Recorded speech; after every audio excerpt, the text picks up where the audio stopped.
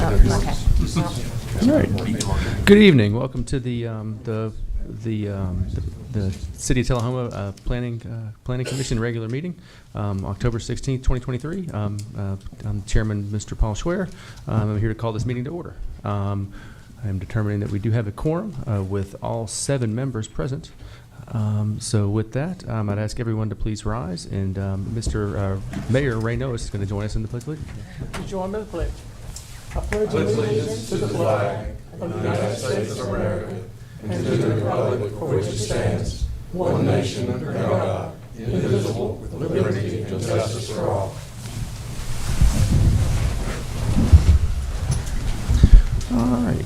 Thank you, Mayor Noes. Item number 4, read and approve the minutes of the regularly scheduled meeting of the Planning Commission held on September 18th, 2023. I would like to entertain a motion. Motion to approve. Motion to approve from Mr. Hall. Second. Second from Mr. Sellers. Discussion. I'm going to abstain because I wasn't here. All right. Call the vote. All in favor? Aye. Opposed? Abstain? All right. So that motion passes 6-0 with Ms. Wilson abstaining. I better keep better notes because the recorder's not here. All right. General public comments on items not on the agenda. At this time, I'd like to welcome anyone from the public that wants to speak on anything in the purview of the Planning Commission. Not on today's agenda. If you would like to do so, you're limited to 3 minutes. Please come forward at this time. All right. Seeing none, move on to number 6, reports of officers and staff. Mr. Rush, please. Thanks, sir. Update from the last BOMA meeting on October 9th. Ordinance 1609, which is floodplain management, and 1610 had their first reading. That was a study session, and both of those were approved 6-0, and it'll go for its second reading on October 23rd. Ordinance 1611 and 1612, a rezoning and a text amendment, also passed its first reading. And then, of course, Ordinance 1613, the rezoning for the planned mixed use along North Jackson, passed with a vote 6-0, and its final reading will be October 23rd. Thank you. All right, thank you. I'm going to, at this time, Mr. Sellers wanted to comment about directing some staff stuff, so we'd open discussion for that. Okay, thank you. Yeah, so I wanted to, in light of what we've had here in the last few months, discussions on our zoning, or no, sorry, not zoning, but our approvals of plats, specifically related to like the property on Short Springs. I wanted to ask that the board request Mr. Rush to look back, to recall back the subdivision regulation changes that I had tried to get in before I came on this board for us to discuss again. I know it got voted down, but I sort of was hoping we would take that and discuss it amongst ourselves and make changes to whatever we thought would be necessary. One of them was to have like-size lots on boundaries of existing subdivisions, which would have directly impacted the subdivision on Short Springs Road. I think a lot of the citizens from those 2 neighborhoods adjacent came up and spoke that, you know, they were upset that we didn't consider changing the lot sizes to be something commensurate with what surrounded them. I believe you made the comment, our regulations don't allow us to do that because that's what's stated in our subdivision regulations. So I'd like for us to bring that back for discussion again to see if we can come to a consensus on a way to change those and do something to alleviate the situation that we had with the Short Springs property. Secondly, I would like to get Mr. Rush to look into how we would come up with changing our zoning designations. Right now we have R1 and R1A, and R1 allows for quarter-acre minimum lots. What I would like to see is something that would have us a little more flexibility for when we're considering rezoning of property. And most of the property that's out there is already rezoned R1, but there's still some agricultural property that we would have 3 zoning R1 designations. And I was thinking of a R1_3, R1_2, and R1_5 being third acre, quarter acre. So did I say, wait a minute, 1_4, 1_3, and 1_5 for a quarter acre 1/3 acre, and half acre to allow us, when property comes up for consideration for rezoning, we don't have to just have one, either R1 or R1A. So I think that would allow us to have more flexibility to when it comes time to rezone property. And so I'd like for, if everyone agrees with that, we'd like to ask Mr. Rush to see about bringing that back for us to consider. All right. I direct staff to just revisit that. Mr. Rush, do we have anything on the study sessions on the schedule for subdivision regulations? I know that we're going to be revisiting them when we do the new TDEC regulations. But Yeah, we don't have anything currently. okay. Study sessions planned at least. I guess for next month's agenda, if you'd like to add something so we can have the discussion, that'd be helpful, I think. All right, sounds good. Thank you. I'd like to get feedback from my other members, what they think about these ideas. I would be in support of that. As if there's other changes you'd like to make or other things to consider. So, I have no problem with that. You know, the problem I had was trying to put that into effect without getting into the zoning ordinance. So if the Planning Commission wants to put that in the zoning ordinance, that's fine. But you have to realize that it doesn't do any good until you put some property in that classification. I agree. And you know, several years ago they put an R1A, I believe it was. Is that right? Yes, that's correct. But 2 acres, and didn't put any property in it, so it was meaningless. I agree. And then when you put property in it, then you got property owners that may or may not agree with it. So it's not a clear-cut thing of this solves all our problems, but it does give us an opportunity to do some things a little bit different than what we're doing Yeah, today. and the intent was not to solve all our problems, but at least have a structure there that would allow us, like for the property, a lot of the property, as I said, is already zoned R1, and we're not going to go change that zoning. That's why the subdivision regulations that I was talking about would help for like the property on Short Springs. It was zoned R1, and instead of if we'd had the subdivision regulations in place, even though it was zoned R1, we would have had the leeway to say it needs to be like-size lots, and they would have been half-acre lots instead of the 1/3 acre that they currently have, and we wouldn't have had 99 houses in that subdivision. so let's table the discussion for Okay. when it's an agenda item and we can actually talk about it. We're kind of, I'd rather Okay. not turn this into a study session. Okay. Let's get that on the agenda for next month and we can have the discussion. Thank you. All right, thank you. All right, there's no old business, so moving on to new business. Subdivision plats. These are public hearings. The first one up is the Sudbury Short Springs Road minor subdivision, a plat to create 2 lots on 6.30 acres. Applicant is Mr. Josh and Ms. Chelsea Sudbury. Is the applicant here, representative? The applicant was not able to be present. My name is Andy Best. I'm the land surveyor that was hired to do the division of the property.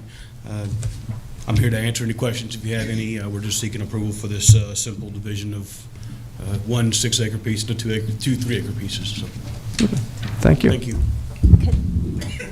Oh, are we able to ask questions? If you have any specific questions about the packet, yes. Otherwise, I would like to move to the public hearing, and then we can have the discussion after we have a Okay. motion.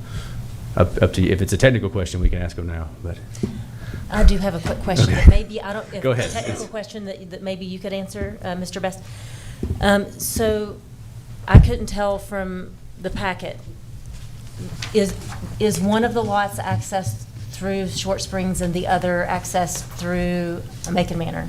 Correct. That is correct. There's Okay. each end of the property had a 25-foot strip, one connected to Short Springs, one connected to a new road that was recently created called TriStar Court, which is phase 5 of Macon Manor. Okay, perfect. Okay, thanks. okay. Thank you, Mr. Best. All right, it's a public hearing, so I'd like to invite anyone from the public that has that would like to speak on this to come forward. Limited to 2 minutes. All right, seeing none, I'll move on to Mr. Rush for the staff report. Thank you. A plat to create 2 lots on 6.3 acres. It's zoned R1 low density residential. It's already established flag lot. You're creating 2 additional flag lots. Lot 1 is 130,000 square feet, 25 foot of road frontage. Its exit is along Short Springs. Fire hydrant is on Short Springs, but it's 750 to 1,000 foot max. So the plat will require a note with options provided by the Tullahoma Fire Department on a fire hydrant, a pond, or sprinklers. Lot 2 is 143,312 square feet, 25 foot of road frontage. Its exit is on TriStar Court. It's got frontage, 25 foot of road frontage, 600 feet of fire hydrant is actually available, electric, water, and sewer. Sewer taps were discovered per the construction plans by staff, meets all zoning and subdivision regulations. Staff recommends to approve. All right, thank you. Motion? I have a question. Oh. Go ahead. Charles, so I saw on one part that it says, under water and sewer services, TUA water available and sewer surfaces will need to be determined. So, and then I saw in another that it possibly that there was water access there. I mean, water and sewer access. Do we not know that until later if there is?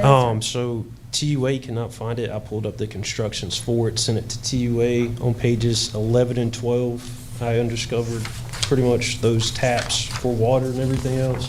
And then Del Willis agreed. They just hadn't actually sent me additional info. But it is city sewer, right? Yeah. Okay. Yes. Gotcha. Thank you. Motion? Motion to approve, subject to staff comments. All right, thank you. Mr. Hall? Second. Second from Mr. Sellers. Discussion.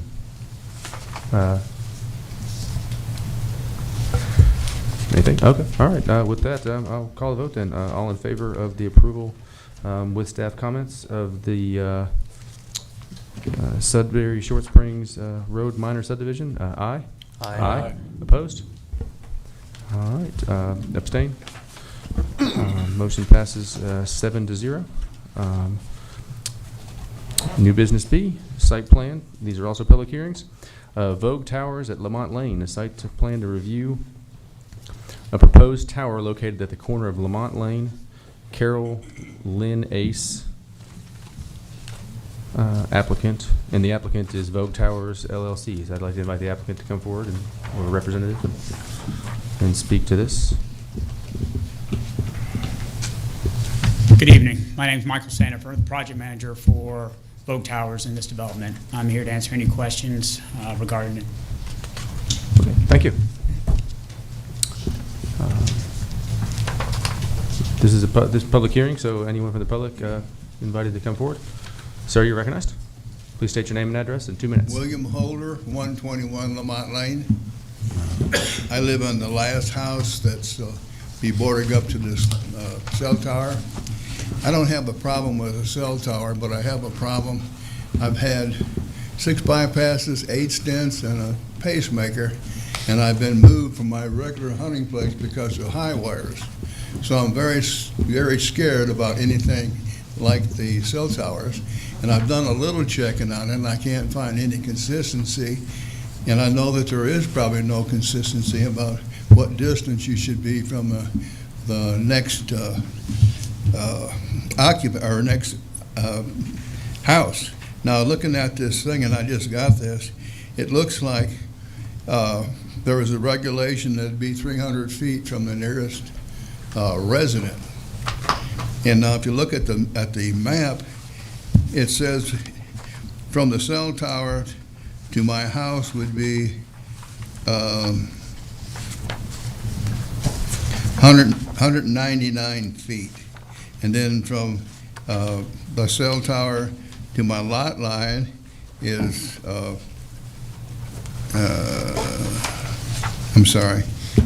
from the cell tower to my house would be 289 feet.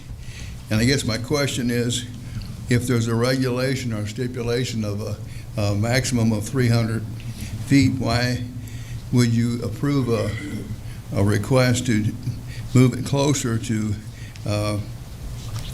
not 350, no, I'm sorry, I guess it was 450. Is there a 450 requirement between the cell tower? Yes. Okay, so my question is, what would be the reason for moving it from 450, which is, I guess, approved, to 300? You know, you're looking at a wetland back there, and the only thing I can see that would gain, you may save a little nickel dime on a gravel road, but there's nothing back there behind me other than kind of a swampy area. And I feel very uncomfortable having a cell tower that close. We've got 1.5 acres, and you know, we're out in the yard all the time, and I just don't feel comfortable having something like that close to my house. And I wish you would take a look at that. And you know, it's like a lot of things. They don't think there'll be problems with, you know, the young children, giving young children shots. Well, they haven't really had any information about that. And I don't know if they have enough information about the effects of cell towers on the residents, and let them make a decision on. All right. All right, thank you, sir.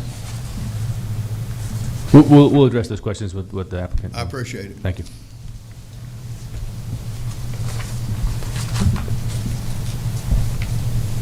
Anyone else from the public? All right, I'll close the public hearing and move on to staff report. Mr. Rush. Thank you. This is a request to approve a tower site plan. It's located on 48 acres. The 911 address is 145 Lamont Lane. Applicant is proposing to construct a multi-provider 150-foot monopole tower, galvanized steel finish, self-supporting tubular structure with no guiding wires. It's going to be leased land, 3,600 square foot, will be fenced. Applicant has no other towers within the city limits. Tower will support 3 or more users.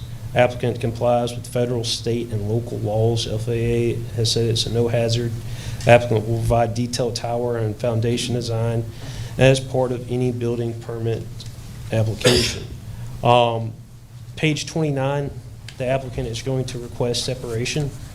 Separation distance between towers shall be measured between the proposed tower and pre-existing towers. The separation distance shall be measured by drawing or following a straight line between the base of the existing tower and the proposed base, the site plan proposed. For single family or duplex residential, it's got to be 250 feet or 300% height of tower, whichever is greater. So technically it's 150 foot, so it has to be 450 since that is greater. Applicant is requesting relief from the separation requirement as attached in the drawings. The proposed 150 tower is 290 to the nearest residence.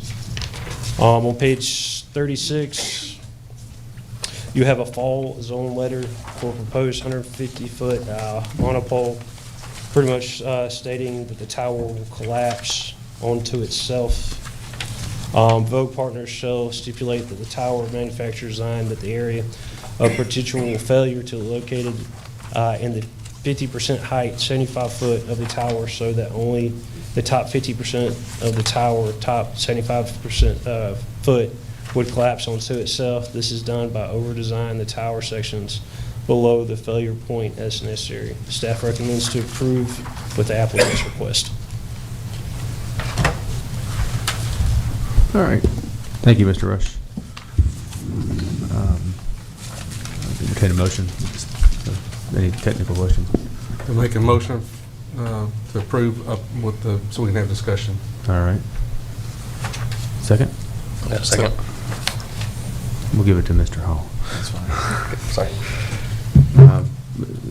Mr. Sellers, is your motion? Go ahead. Yes, I'd like for the gentleman to come back up and can you explain why you need the reduction in the separation from the table that said would be 450 feet away from the residence? I mean, the gentleman has a valid concern, and of course, this is requesting a variance from what is in the table. I'm curious as to know why you feel like you need that, and it looks like there's a lot of land. Is there any reason that you couldn't keep that 450 separation? This was specifically, the placement back there was based on the property owner's interest in doing this. They have looked at, I believe, potential other uses for that property and did not want this tied up in that. We made sure that in the negotiations that we at least met the setback requirement. You have a setback and a separation in the ordinance, and we wanted to make sure that we at least met the setback requirement of the tower to the property line, the 75% of the tower height to any property line. But it was, in order to make the deal happen, we had to place it there and couldn't get any more distance into the open part of the property. Do you have any, anything that can answer the gentleman's question as far as concerns about how the power emitted from the tower could affect? Yes. His, Well, yes, and for starters, the power on the tower is not really the concern. It's dissipated so much when you're 150 feet up. I mean, it's generally the devices, like your cordless phone has probably got more power. If anyone still has a landline, that is. I Googled the same thing because, I mean, being honest, you can Google nowadays and find anything you want, pro or con, pretty much. But I looked up the National Library of Medicine, and there was an article published here. I think it's by the Environmental Research for Public Health. And they ran tests specifically regarding all the concern about 5G and what you hear and all the buzz about that. And they conducted 384 tests were conducted in the 700 megahertz and 3.6 gigahertz range. Among the 384 tests, they observed 43 what they call EMI events, which I assume is electromagnetic interference. The collective results reveal that RF handheld transmitters operating in these two frequency bands do not pose additional risk compared to pre-5G bands, and that the safe distance of 15 centimeters, typically indicated by the PM/ICD manufacturer, is still able to guarantee the patient safety. So even before 5G, it sounds like from a medical standpoint, they were saying if you can maintain your device, roughly 15 centimeters from your pacemaker or other device, that they guarantee safety. okay. I have a question Yes, for you, ma'am. sir. I didn't see it in here, and my question is, I assume that there'll be lights at the top. No, ma'am. There are no lights at the No, top. ma'am. The FAA letter, I don't know if that's in everyone's packet. Yeah, it's or in not. there. Okay. It came back to determine no hazard to aviation, and so there's no lighting required on this pole. Perfect.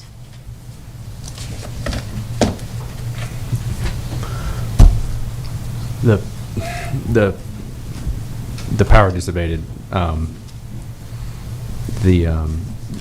had a question earlier. I was kind of talking to Mr. Rush about it, but it looks like there's some FAA regulations concerning 5G and navigation and stuff like that. 5G C-band specifically. And then you have a table on the next page. I'm not sure what the relevance of that table is. I mean, it does give the power per frequency band, but the 5G C-band is not even in that table.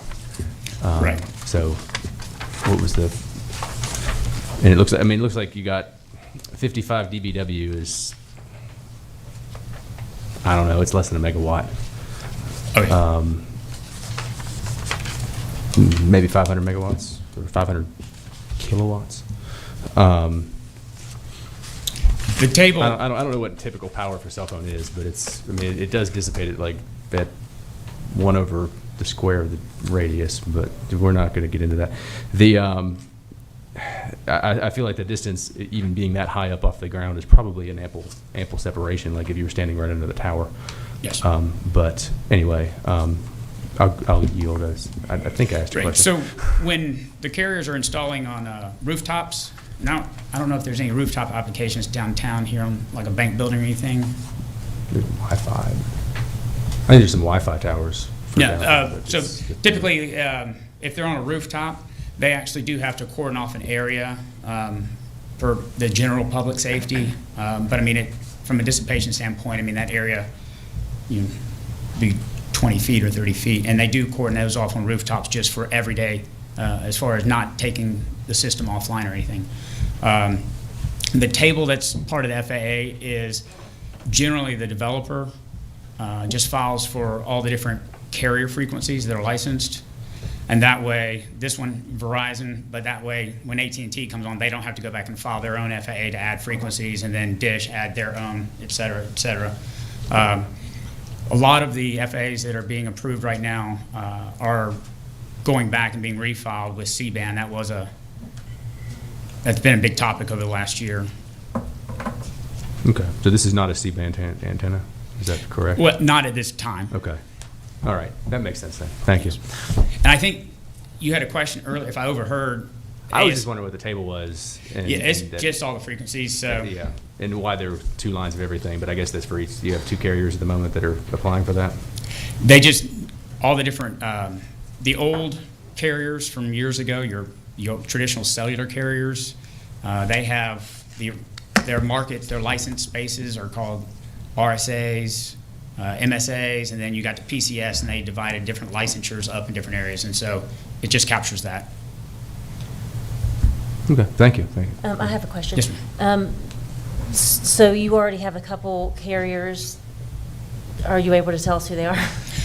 Specifically developing this for Verizon Wireless. I knew Verizon, but we were talking about this earlier. I'm not on the sale. I'm just the project Gotcha. guy, so I don't know specifically if they have. I do know Verizon is there because I've gotten their information in order to apply, but I don't know as far as the next one. Okay. Generally, most of the places they do develop these are areas where more than one carrier needs assistance, and so it wouldn't surprise me, but I don't know. And secondly, the citizen that had the health concern question seems like that he has another question. And would it be possible that he could ask his question? I just feel like because it's a health Yeah, I'd like question. to hear Yeah, that, too. that'll be fine. since he- Before he he does has that, the can I time. ask one more question? Yes, sir.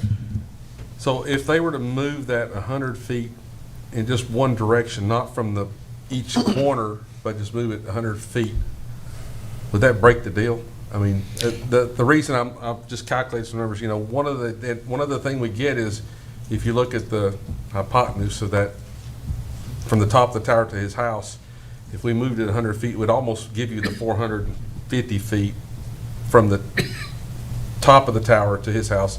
So we don't normally do that, but according to regulations, but I'm just looking at, is it possible that would break the deal if we didn't do that, if we could, move it just along linear along one side of the property? Because I'm assuming that this property, the X in this, Charles, is that where it's at? Correct, yes. Yeah. The approximate location, yes, sir. Yeah, and so if they moved it along that top line about 100 feet, it wouldn't lose that much property, but it would still gain him the closer to the clearance that it's asking for in the table. And my understanding is, so the property owner actually wanted it further west as we're looking. Closer to his property. Because again, he has contemplated doing other things with that Yeah, I property. understand. And that was also those access points off Lamont Lane because of that. So I can't say with 100% certainty, but I would believe, yes, that might break the deal. Okay. I'd like to hear from the chairman. Yeah, thank you, sir. Oh, sorry. Mr. Holder, you're recognized again, thank you. Thank you. I just like to add one point. It seems like, I'm 84 years old and I've seen a lot of things done. It's more convenient. It seems like, it's not a burden for him. Now, the land next to me is wetland, and I don't know, they wanted to build a house there one time. Mr. Stroop did, and it was too low, so I can't see anything other than maybe put a pasture out there or something, but I don't see any value to that land as far as if he moves it back 100 feet, how that's going to destroy any value in his property. So I just appreciate the second talk, and I appreciate your consideration. All right. Thank you, sir. Mr. Roach, I guess my real question is why are we talking about that this is a variance? It's not laid out as a variance. It says per the ordinance, the planning commission can give this. It doesn't have to go to the Board of Zoning Appeals. Okay, thank you. Anything else for discussion? I mean, while I like the idea of having the tower, we all know we need the coverage, but I'm not sure why we would change our regulations out of convenience. That's, convenience to one is not to all. So, thank you. Mr. Rush, what is this regulation? Is it a city ordinance? It's chapter 6. I'm attached it to the packets.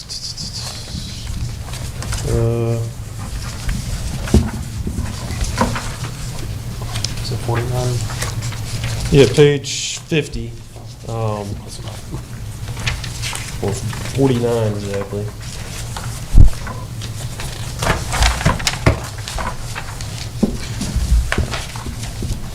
Chapter 5, telecommunication towers.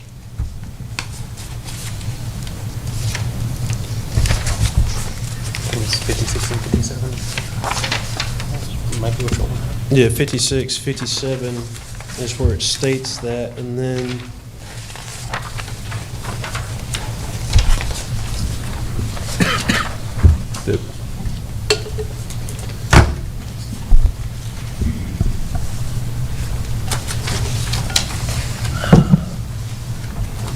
the regulation feet or is 300%. intended to be for collapse safety, not necessarily power dissipated from the tower.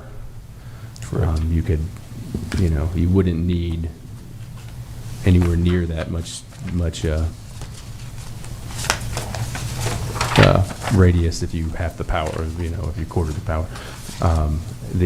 So I don't see any distinguishing reasons to not have this for radiation. Well, no, more than the safety. I And- agree. I mean, but you're asking for the variance from what's in the tables out of convenience so that the gentleman can use the property for other reasons. That's to his advantage, but not to this other gentleman's. But I think if we're looking at the intent, and it's for the reasons of collapsing of the tower, I think they've addressed that within here on how the tower would be able to collapse, and that not being a liability for the resident. Okay. Mr. Rush, could you explain one more time why, if it is a variance, why isn't it a request for a variance? again, that's the way it's actually written. The planning commission can pretty much grant any kind of relief per that. So I don't know why that's not. It's just the way it's written. I mean, it would make more sense, but it just says planning commission, so that's where I took it. It'd be the same. Technically, those are two different boards, even though it's the same people. All right.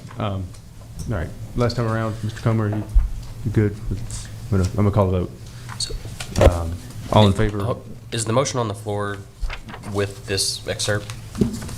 Yes, it Okay, is. It is. with the The relief. motion is with staff comments and with the exemption to the. Okay, I just want to make sure. And then the exemption is due to the safety concern being mitigated by the design of the tower. Okay. And there's a letter that says that. All right. All But right. it is possible that you could ask for that slight little distance. You could ask the owners, they might possibly agree to it. You just don't know for sure, correct? Correct, I know they were, Sure. Yes. Yes, Sorry. you recognized. I know they were adamant about the location of it, but I mean, if they knew kind of what the concern was in the public, maybe they might agree to it. We don't know that. I don't know. I know that they're aware of the concern too. Call the vote. All in favor of, what was the motion? Hang on. Sorry, I got too many papers in front of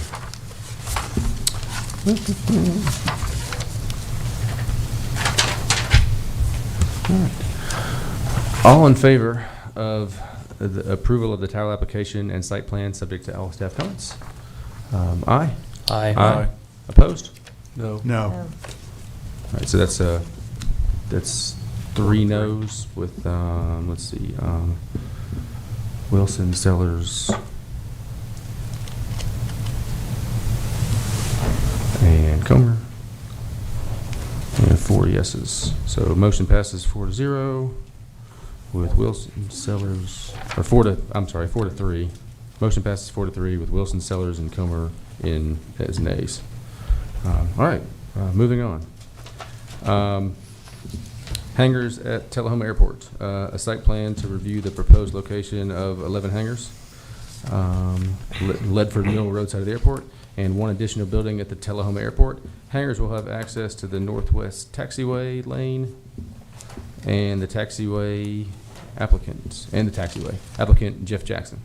Mr. Jackson, or representative, you're recognized.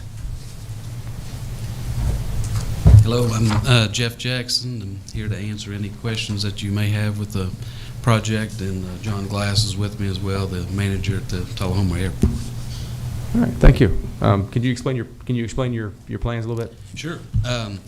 So what we're trying to achieve is to have more hangars available for people at the airport, and we'll have 2 hangars per building, and our goal is to have more activity at the airport and nice new hangars for. I know there seems to be a need for hangars there. I'm at Tullahoma Airport as well, and it's just a need that I've seen and hoping to take that off the table. So. All right, thank you. There's enough time for me to find my spot in my notes. Okay, I can go on if you need me to delay some more time. So. No, you're good. Thank you. Thank you. I All right. have a quick question. Sure. Everything, so if we pass this, then you have to in turn get, anything that you do there has to go through the airport. Is that correct? Airport Authority? Airport Authority is I don't know, was that probably the case, John? Yeah, so. You have, okay. Yeah, so obviously we'll build everything to code and spec and be the airport will be a part of that, so we want to be on the same page, but did I answer that? Yes. Okay. I had one question too. Yeah, go ahead. One of the staff comments is, what is the proposed K building? There, I don't know. The proposed, is that the small building? Yeah. Okay. Actually, we have decided to take that building off. Okay. It was going to be either an individual hangar or even a kind of a pilot lounge, if you will, and I don't think we'll need that with the other building, so. Okay, thank you. All right, thanks, sir. All right, this is a public hearing, so at this time I'll open the public hearing and invite the public to come forward to speak on this. Seeing none, I'll close the public hearing. Mr. Rush with the staff report. Thank you. Per the Tullahoma zoning ordinance, any activity or structure must be come before the planning commission to get approval. It's zoned I-1 and has the Tullahoma Airport overlay, which is AO-1. 11 hangars that will be 5,400 square foot. Hangars will have access to the northwest taxiway lane as well as the taxiway connection to the runways. Currently, 3 other buildings are in the near vicinity. This is actually off of Ledford Mill. Staff recommends to approve with DSC comments. Thank you. Motion? Motion to approve, subject to staff comments. All right, Mr. Hall. Second. Second, Mr. Rice. All right, discussion. All right, seeing none, I'll call the vote. All in favor of approval of the site plan, subject to all staff comments? Aye. Opposed? All right, motion passes 7-0. Thank you. And with that, the Planning Commission regular meeting is adjourned, and we will move on to the Tullahoma Board of Zoning Appeals.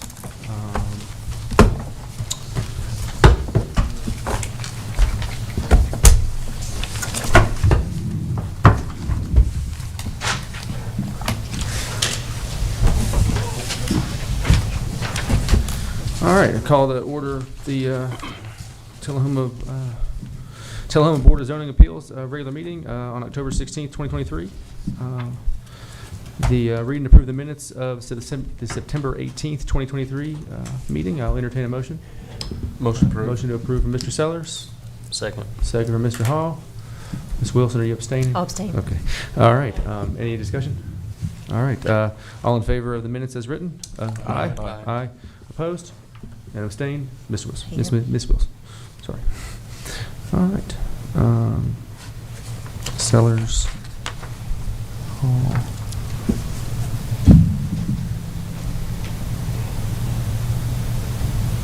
All right. New business, variance 234, to reduce the 35-foot building front yard setback requirement to 15 foot, and to increase the front yard fence height from 3.5 to 6. The applicant is Mr. Kenneth Pearson. I'd like to invite the applicant forward at this time. Welcome back. First, my name is Kenneth Pearson, 111 Diggs Drive. Do I need to just kind of describe it? Yeah, just describe what Okay. you, yeah. So my house it lays on Diggs Drive. The front of the house is actually on Diggs Drive. The side of the house is on South Washington Street. South Washington dead ends right down there at the end of that road. And over across the street is industrial. So we have Freedom Industries, Cubic Precision. They're right down that road on the other side of the road. The reason why I want this variance is so that I can put a garage on that side of the house and put a 6-foot fence on that road frontage, because our ordinances, of course, say they're supposed to have a 3.5-foot fence on road frontage. But since it's really not road frontage to anybody that's over there, and like I said, it does dead end right at the, just a block down, it dead ends and ends that road. So that's why I'm asking for the variance. All right. Well, thank you, sir. All right, this is a public hearing, so I'll invite anyone from the public. Seeing none, I'll close the public hearing, and Mr. Rush, staff report. Thank you. Can you go to production, please?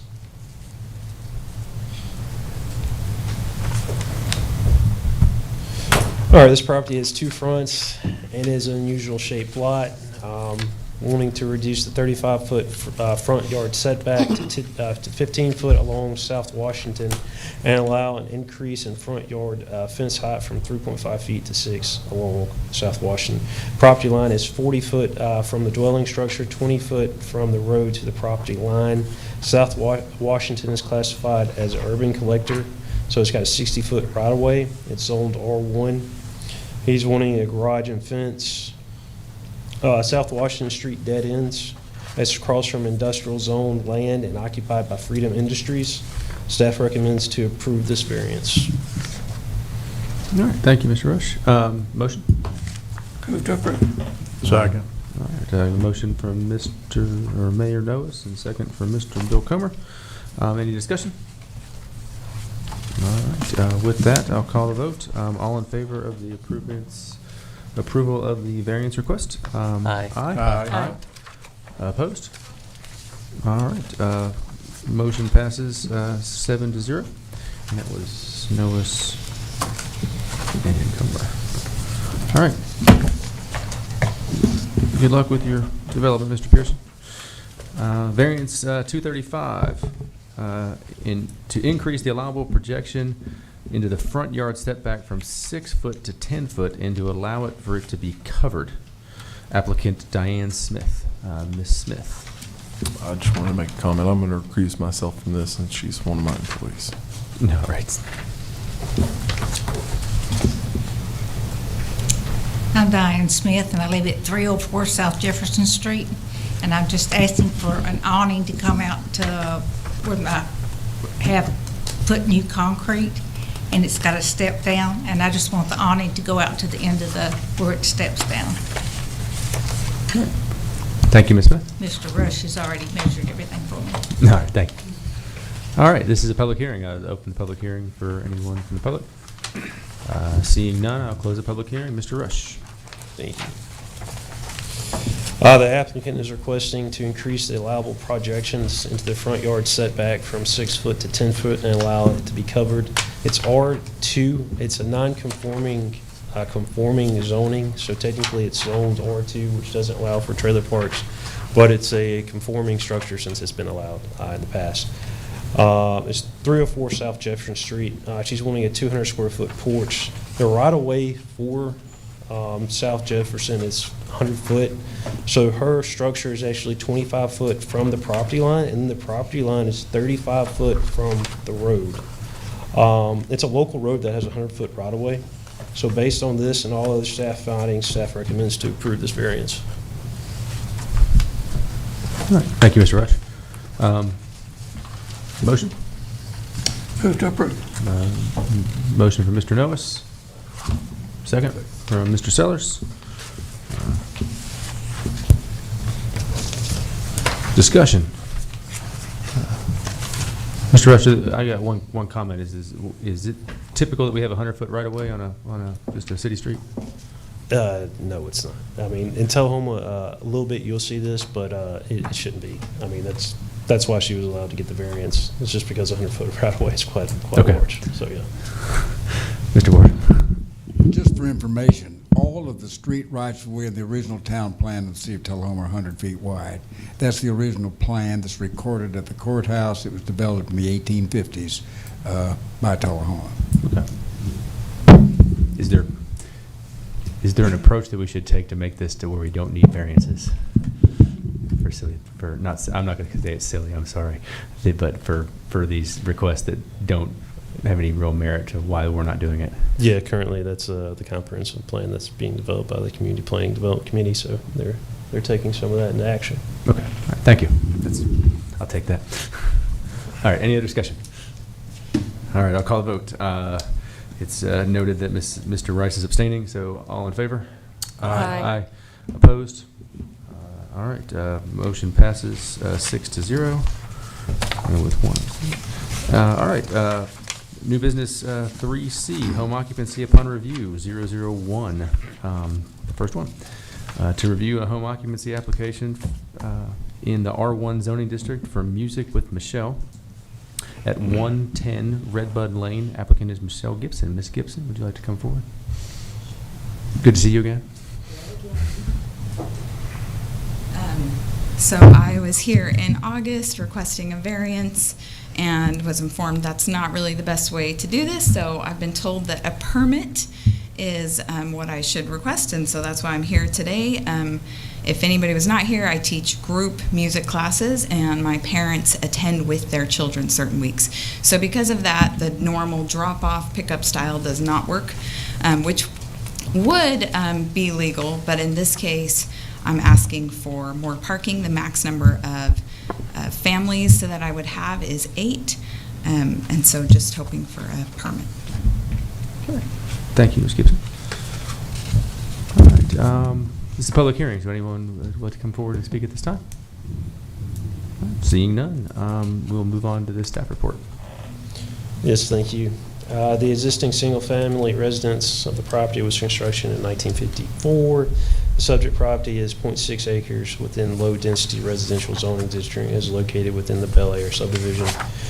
The property is pretty much surrounded by single-family R1 zoning districts.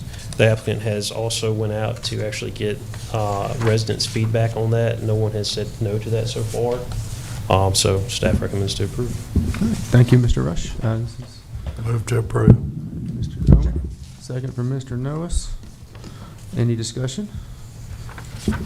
Wasn't there a proposed change to something that Daniel had suggested to eliminate having to do? Yeah, so this was something that I felt like we did the right thing and did it the right way, and we took something that didn't make that. So we added something to that allows this, right? We essentially allowed for any home occupancy businesses that do not meet the stringent criteria to come forward and request a what did we call it, a review of it to the planning to the zoning commission. So I think we're doing the right thing here, and this is good, and we look forward to I look forward to Ms. Gibson in the neighborhood. So you live down the street from me. I think we've talked about that already. But anyway, all right. With that, anything else? Chairman Swear, you live in that neighborhood. Yeah. In fact, 40 years ago, I lived back door neighbors to this house, so I'm very familiar with that property. And I think having 8 vehicles parked on the lot for while you teach music classes is only appropriate. I'm glad to see that someone's still teaching music in the city. So thank you for doing that. All right. With that, I'll call the vote. All in favor? Aye. Aye. Opposed? All right. Motion passes 7-0. And with that, we are adjourned. Have a good night. We'll see you in a month. Thanks.